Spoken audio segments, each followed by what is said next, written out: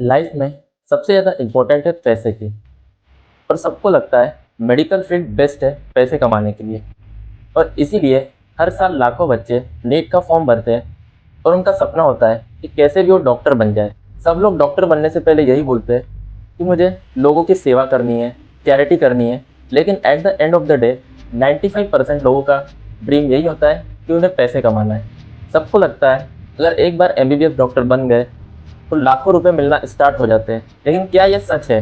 क्या डॉक्टर बनते ही लाखों रुपए मिलना स्टार्ट हो जाते हैं? तो ये वीडियो में मैं आपको स्टार्टिंग से बताऊंगा, एमबीबीएस से लेके सुपर स्पेशलिटी करने तक हर महीने एक डॉक्टर कितने पैसे कमाते हैं और उसको सुपर स्पेशलिस्ट डॉक्टर बनने में कितना टाइम लगता है। तो ये वीडियो एंड तक जरूर देखें। तो सबसे पहले स्टार्ट करते हैं एमबीबीएस डॉक्टर से।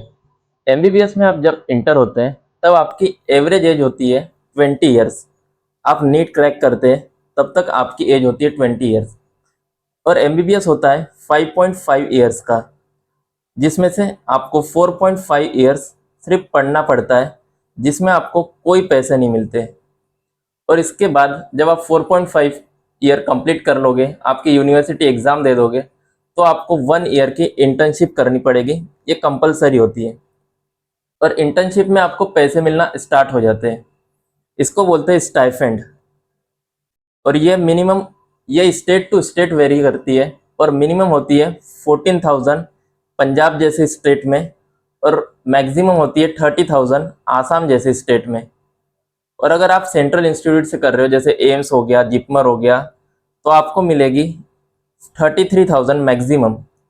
इसको स्टाइफेंड बोलते हैं। और आप जब कंप्लीट कर लोगे ये एमबीबीएस, तब आपकी एज होगी एवरेज 25 ईयर्स। तो मतलब आप जब 25 ईयर्स के हो गए तो आपको मैक्सिमम 33,000 मिल सकते हैं। आपकी इंटर्नशिप और एमबीबीएस कंप्लीट होने के बाद अगर आपको पीजी नहीं करना या आपको पीजी सीट नहीं मिली और आप चाहते हो कि सिर्फ एमबीबीएस के बेसिस पे प्रैक्टिस करें, तो आप गवर्नमेंट या प्राइवेट हॉस्पिटल ज्वाइन कर सकते हैं। और इसमें आपकी सैलरी होगी मिनिमम 50,000 से लेके मैक्सिमम 1 लाख तक। ये मैक्सिमम होती है, 1 लाख तक आपको कोई भी देगा। अगर आप एम्स जैसे इंस्टीट्यूट में ज्वाइन करते हैं तो 20,000 ज़्यादा हो सकती है, जैसे 1,10,000 या 20,000 हो गया एमबीबीएस के बेसिस पे। और इसमें आपको काम करना पड़ता 8 से 12 घंटे।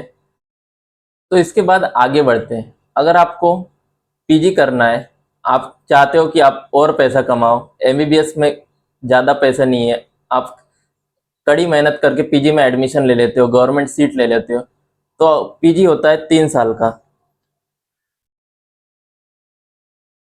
और इसमें आपको 3 साल हर महीने पैसे मिलेंगे, जिसको स्टाइफेंड बोलते हैं।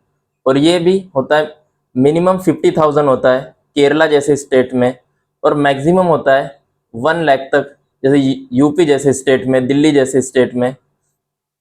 मैक्सिमम आपको पीजी में इतना ही मिलेगा। अगर आप एम्स वगैरह से हो तो थोड़ा ज़्यादा 10,000 मिल सकता है। और मैक्सिमम आपको 3 साल तक 1 लाख रुपीज़ ही मिलेंगे। और इसमें आपको 12 से 18 घंटे डेली काम करना पड़ता है। और इसमें ड्यूटीज़ होती है, नाइट ड्यूटीज़ वगैरह होती है। तो उस हिसाब से देखा जाए अगर 18 घंटे पर डे, तो ये 1 लाख बहुत कम है। और जब तक आप पीजी कंप्लीट करोगे, आपकी एज हो जाएगी 29 या 28 ईयर्स। तो 29 ईयर्स तक आप सिर्फ कमाओगे 1 लाख रुपीज़। इसके बाद आगे बढ़ते हैं पीजी के बाद। पीजी के बाद अगर आप कोई भी हॉस्पिटल ज्वाइन करते हैं, जैसे प्राइवेट हो गया या गवर्नमेंट हो गया, तो गवर्नमेंट में आपको फिर से वही 80,000 रुपीज़ से 1,05,000 रुपीज़ मिलेगा स्टार्टिंग सैलरी। और वही आप अगर प्राइवेट हॉस्पिटल ज्वाइन करते हैं, तो प्राइवेट में 1.5 लाख से लेके आपको मिल सकता है 3 लाख तक पर मंथ। और अगर आप इससे भी खुश नहीं है, आपके शरीर में फिर भी जान बची है और आप फिर भी पढ़ना चाहते हैं आगे, तो उसको बोलते हैं सुपर स्पेशलिटी। इसको करने के लिए आपको फिर से नीट सुपर स्पेशलिटी के एग्ज़ाम देनी पड़ेगी। अगर आपका सिलेक्शन हो गया तो आप इसको ज्वाइन कर सकते हो। ये भी फिर से 3 ईयर्स का होता है कोर्स। और इसमें भी आपको 80,000 पर मंथ गवर्नमेंट में, 80,000 से लेके 1.5 लाख पर मंथ तक मिलेगा 3 ईयर्स के लिए। इसमें भी आपको फिर से वही नाइट ड्यूटीज़ करना पड़ेगा, 18-18 घंटे डेली काम करना पड़ेगा। और इसको कंप्लीट करने तक आपकी एज हो जाएगी 33 से लेके 34 ईयर्स तक। इसके बाद आपको 1 साल बॉन्ड वगैरह भी सर्व करना है, उसमें भी आपको सेम सैलरी मिलेगी, स्टाइफेंड जितनी, थोड़ी ज़्यादा मिलती है, 10,000 20,000। और फिर जब आप सुपर स्पेशलिटी करने के बाद हॉस्पिटल ज्वाइन करते हैं तो इसमें आपकी स्टार्टिंग सैलरी रहेगी, गवर्नमेंट में देखा जाए तो वही 1.5 लाख से स्टार्टिंग होती है और 2.5 लाख तक जाएगी। वही अगर आप कॉर्पोरेट हॉस्पिटल ज्वाइन करना चाहते हैं या प्राइवेट हॉस्पिटल ज्वाइन करते हैं तो इसमें आपकी सैलरी थोड़ा ज़्यादा होगी, जैसे 3 लाख स्टार्टिंग होगी। जैसे कोई सीनियर है मेरे कॉलेज में, उनकी 4 लाख स्टार्टिंग है और मैक्सिमम उनकी 8 लाख स्टार्टिंग होती है। ये ब्रांच टू ब्रांच वेरी करती है। जैसे आपकी ब्रांच अच्छी है, न्यूरो सर्जरी, कार्डियोलॉजी, तो इसमें आपको थोड़ा ज़्यादा पैसा मिलेगा।